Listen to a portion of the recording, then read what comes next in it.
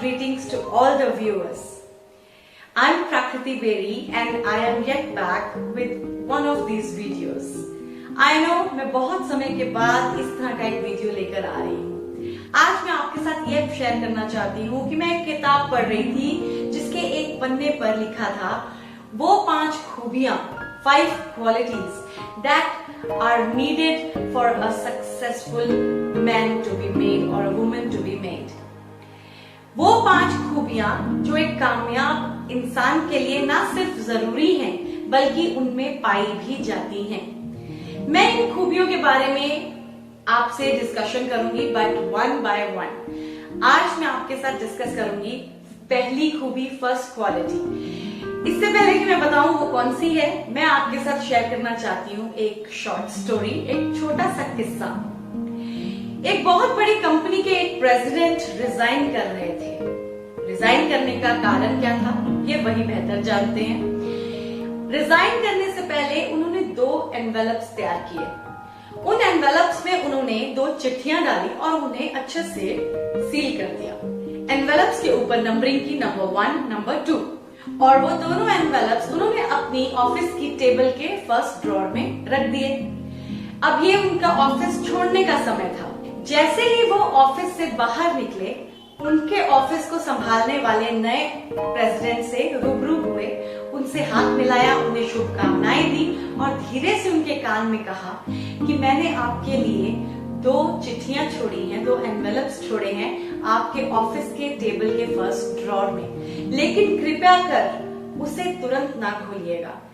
आप number 1 envelope को तब खोलिएगा जब आप किसी बहुत बड़ी मुसीबत में हो। वो एनवेलप खोलने पे आपको एक चिट्ठी मिलेगी जिसे पढ़ने पर आपको अपने हालात से लड़ने में मदद मिलेगी। लेकिन जो नंबर 2 चिट्ठी है, नंबर 2 एनवेलप है, आप उसे तब खोलिएगा जब आप उससे भी किसी बड़ी मुसीबत में हो। ऐसा कहकर वो वहां से चले गए। कुछ सालों के बाद जब जो नए प्रेसिडेंट थे उनको ऑफिस में किसी तरह की समस्या आई, उन्हें उन 2 चिट्ठियों का ध्यान आया। उन्होंने एनवेलप नंबर 1 निकाला, उसे खोला और पढ़ना शुरू किया। उसमें लिखा था जो भी हालात हैं सारा दोष अपने पिछले प्रेसिडेंट पे डाल दो।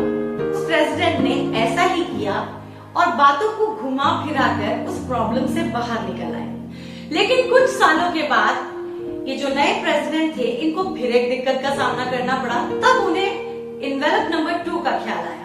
उन्होंने एनवेलप नंबर 2 निकाला, लिखी हुई चिट्ठी को बाहर निकाला और पढ़ना शुरू किया। उसमें लिखा था अब अपने आने वाले प्रेसिडेंट के लिए 2 लिफाफे तैयार करो और उसमें यही लिखो। इस कहानी का एसेंस क्या है? रिस्पॉन्सिबिलिटी।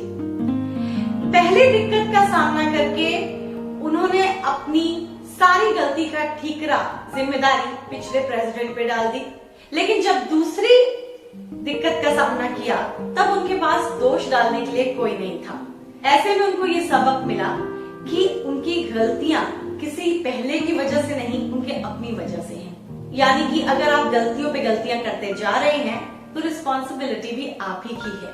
गलतियों के बारे में हम देखते हैं कि लोग 3 चीजें फॉलो करते हैं। नंबर 1, या तो आप अपनी गलती को पूरी तरह अनदेखा कर दे, इग्नोर कर दे। नंबर 2, या आप अपनी गलती से पूरी तरह इनकार कर दे। या नंबर 3, आप अपनी गलती को कबूल करें और अगली बार वो गलती ना हो ऐसी कोशिश करें। थर्ड स्टेप, तीसरा कदम उठाना बहुत हिम्मत का काम है। इसमें खतरा भी है, आप रिस्क लेते हैं, लेकिन लेटर ऑन आपको इसी से फायदा भी होता है। अगर हम अपनी गलतियों को इग्नोर करते चले जाएं या छुपाते चले जाएं, हमारी गलतियां हमारी मुख्य क्वालिटी बनने लगती हैं। हम अपनी ही गलतियों के जंजाल में फंसते चले जाते हैं और हमारी गलतियां हमारा सेंटर पॉइंट बन जाती हैं और हमारी जिंदगी उसी के इर्द गिर्द घूमने लगती है।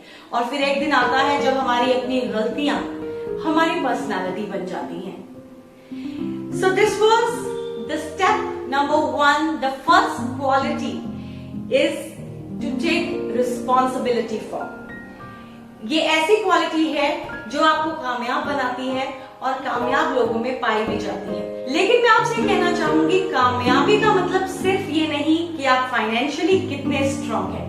अगर आप अपने काम में बहुत माहिर हैं प्रोफेशनली बहुत कामयाब हैं, तो आपको फाइनेंशियल दिक्कत जल्दी नहीं आएगी। लेकिन कामयाबी का मतलब सिर्फ ये नहीं कि आपके पास धन कितना है, दौलत कितनी है।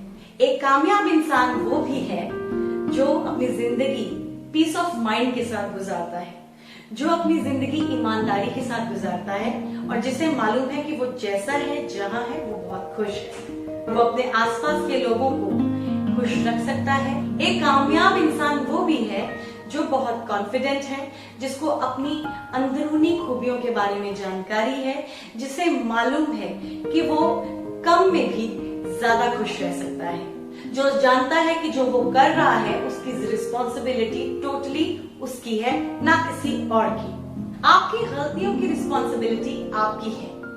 If you'll keep on blaming others for the mistakes that you have done, soon you will run short of the names to be blamed. Now, I'll be ending the video, but I'll be coming up with another video and I'll be discussing the second quality which is found in these most successful people, which makes the people successful and which is required for you to gain success in your life. Till then, please do like the video and subscribe the channel if you have not yet. Thank you so much. Bye guys.